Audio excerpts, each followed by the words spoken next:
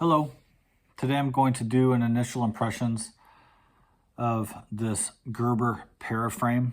This is the Paraframe 1. It's got a 3-inch blade and it weighs 2.8 ounces. There's a Paraframe 2, which is bigger, it has I think a 3.5-inch blade. This is not my knife. This knife was presented to me by R.F. Burt just to kind of get my opinion about the knife. So that's what I'm doing right now. This knife has been around a very long time. It's quite popular. It shows up in regular big box stores, frequently will have it for sale. Sporting goods stores will frequently have it for sale, and it's usually pretty readily available. The current price on this thing is about $24.50. I have no idea what the steel is. It's not marked, so it's probably just some kind of questionable, who knows what. Some 400 series, maybe 3CR, maybe worse than that, who knows. So that's what we're looking at. It's got thumb stud opening, tip down carry, not deep. So I know very few people prefer a knife that's tipped down. Many people are not even going to consider this knife being tipped down. But I think the vast majority of YouTube viewers are probably not going to be interested in this knife anyway, because it's pretty entry-level knife, unknown steel, pretty budget-looking kind of build on this guy. But tip down, so I've been a knife nut for almost 30 years. So way back in the late 1990s, tip down knives were pretty common. In fact, it was about half and half which knives you'd get for tip down versus which ones you'd get for tip up. So the first one-handed opening clip-it style knives that I had were actually tip down. So my first introduction to these type of knives was with tip down knives, and I got quite used to carrying them. At this point, I don't think tip down for me is not a deal killer, but for the vast majority of people, I believe it probably will be. But for a knife like this, that's probably more gonna be purchased by people who aren't actually knife nuts, probably just regular Joe Schmo who sees it and buys it is not going to care that it's tipped down. But it is, and it's not very deep carry. So this is one issue I already figured out with this knife just by looking at it, but I'll get to that in a second. So here's how it rides in the pocket.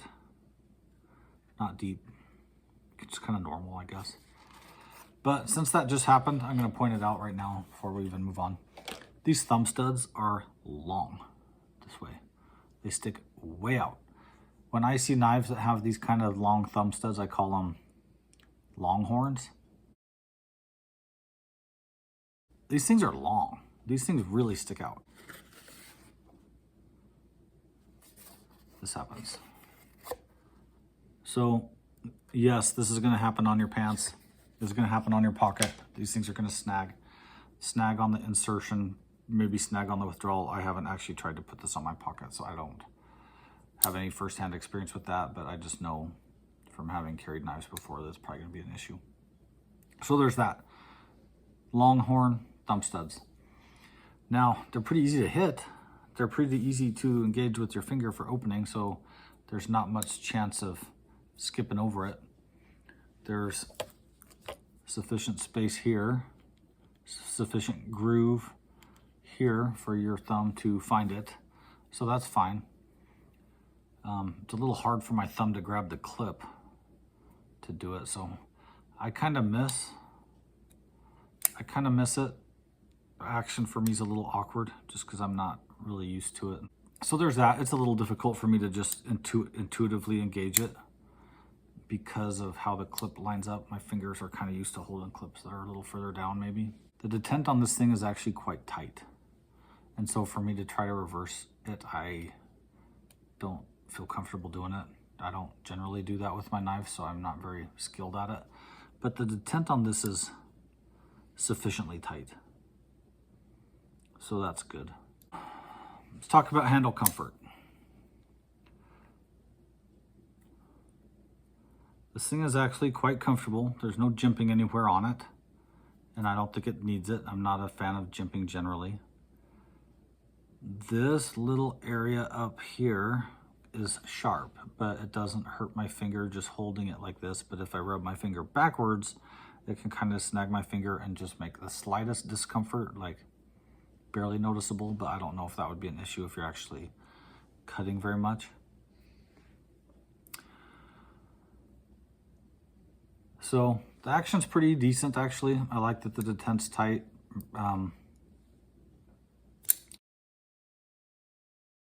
So yeah, I can flip it.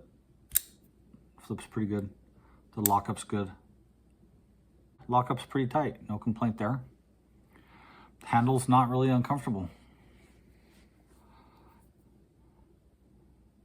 This area here hurts my finger if I'm holding this in a reverse grip and I want to reinforce that grip with my thumb. That actually hurts a little bit. This way slightly less, but it still does hurt. This little protrusion kind of hurts, so you know. But that's not a very common grip for most people, I don't think. So, overall, not too bad. By the way, this knife right now is extraordinarily sharp. R.F. Burt is a pretty accomplished sharpener. He keeps his knives sharp, and this little guy is no exception. It's very sharp. So, the part of this that I'm about to tell you is important. This knife is open. There's all kinds of openings here. This opening is sufficient that I can get my fingers in here. This is my thumb, which is my widest fingertip. That's touching the blade, ladies and gentlemen. And I'm not really even if I don't put my thumb in by the tip, if I just put it in more by the flat part, it still fits in there. My thumb can fit in this narrow hole here. So this thing is open, and I don't know how people are not cutting themselves on this thing. I assume they're not cutting themselves because their knives probably are not very sharp. But in my opinion, this open skeletonized, whatever they call that, open handle design is very dangerous when you have this much of a gap there. That's asking for trouble. So for me, this knife is a no-go because I think this issue right here, forget everything else I said about this knife, this issue right here is so dangerous. I think, I'm gonna be honest, I don't see how this ever left Gerber's design phase. I don't know. It is cool looking, I guess. It is interesting, it is different, but this is just so dangerous. Cannot recommend that due to that issue right there. So that's about my take on that. I can't really think of anything else to say about it. $25 I think it's overpriced for what other knives are available nowadays. And if they had an enclosed handle, my opinion would change. I would think this knife is average, but this issue right here makes it a fail for me. I think this is dangerous enough. I would fail this knife, and I would say do not buy it. If you already have one of these, don't despair. You don't have to feel bad. Just be very careful. I mean, I don't even know. Just really be careful. If you put this in a pocket that has any other stuff in it, keys or anything, there's just a really good chance they could get wedged in there. At least that's not a safety problem. That's just a design problem. But if you have one of these, you can still use it. You can still play knives and just be really, really careful with it. But if this were my only knife and it got sharpened sufficiently by myself or somebody else, I don't know that I'd be comfortable with it. But if you have one, just be aware. It might be something that could really cut you pretty seriously. So that's my take on the Gerber Paraframe. Since this is R.F. Burt's knife, I'm going to turn the time over to him and let him talk about it. He's had it for a long time. He's used it. I will turn the time over to him to talk about his experience with this knife. So I got to mention first is that I did not buy this knife, nor did I ask for it. This was a gift. It came in a 3-pack. Came with this and 2 other knives. I got to say that initially, I mean, I've known about this knife for a long time. I've seen it around. So I was just like, oh, you know, a Paraframe, you know, whatever. I didn't really think much of it.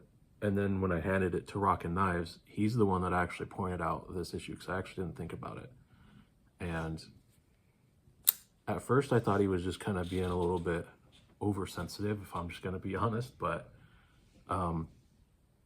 when I started playing around with it after he talked about it, I was like, you know, he's right, because my fingers are more narrow than his. I can actually get in there and I can actually,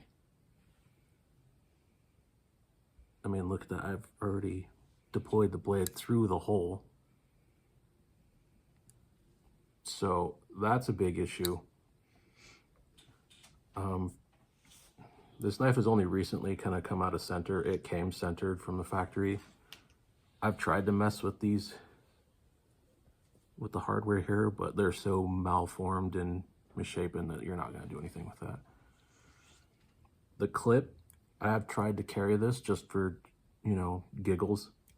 And first of all, that ramp there sticks out quite a bit. So that's going to snag and, you know, mar up people's cars as you're walking by. And then another thing is that underneath the clip, you'll see how the frame lock part is not connected to the rest of the handle right here. That actually snags on your clothes if you're wearing something like gym shorts or something, you know, more lightweight fabric than that. So, and this Rockin' Knife said that he didn't actually carry it, so he doesn't know how big of a problem this is or isn't. I'll tell you right now, this is a big problem because I have tried to stuff this in pockets and stuff, and it will catch, and sometimes it will partially deploy the knife. As if I needed more reasons to hate tip down, but like what he said, overall, the handle is actually pretty comfortable. It's more comfortable than I feel like it has any right to be, with the exception of the pocket clip. If you try to bear down on it, that pocket clip will kind of start hurting your index finger. This steel doesn't hold an edge very long, and it will get sharp.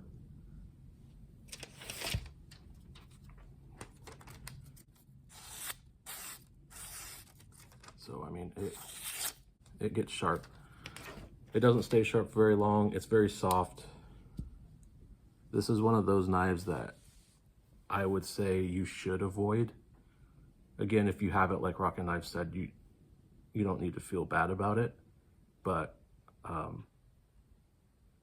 there are better options out there for your money, and unfortunately, this is kind of one of those in the line of Gerbers that's just kind of a letdown. And I agree with him. I don't understand how this issue, I mean, you saw how I just got my finger stuck in there. I don't see how that got past their QC or testing, or even their legal department. So that's pretty much all for the Paraframe. So that's kind of it in a nutshell. Again, I do not recommend this knife. I'm going to fail it because I think it has a very serious safety issue, and that to me is a big deal. If you have one of these, don't feel bad. You can still use it. Just be very, very careful, especially if you know how to sharpen, or if you don't know how to sharpen and you get this knife sharpened by somebody. Be careful, because you may be used to bumping against this and it hasn't grazed you, because if it's been dull, then you can get away with touching that. But if you are used to carrying a dull knife and you suddenly get this sharpened, this may really injure you. So if that's you, just be very careful with it. If this is the kind of knife that's, if it's really sharp, it's probably maybe not the best choice to hand to a person to use, because they may put their fingers in there, but just be careful. Be advised that could be an issue. I just thought of something, because I remember this almost happened to me. I thought of this because when he was just talking about not handing this to people, what can happen sometimes is when you're closing this, sometimes your pinky can actually slip into these holes and you can take the nub right off of your pinky. So all the more reason why this is not a knife to hand to people that might not, you know, you just need to be very careful with it. So I've almost done that. Yeah, good point. So that's the Gerber Paraframe. It is a thing, it is popular. I'm gonna fail it, unsafe, but if you have one, you're welcome to carry it. You don't have to feel badly, just be very, very careful. Could be a very dangerous thing.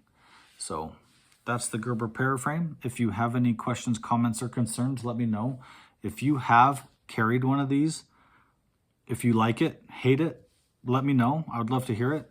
If you have had an issue with this opening in the handle being unsafe or dangerous, let me know. I'd love to hear that as well. But that's about all I have. As always, thanks for watching.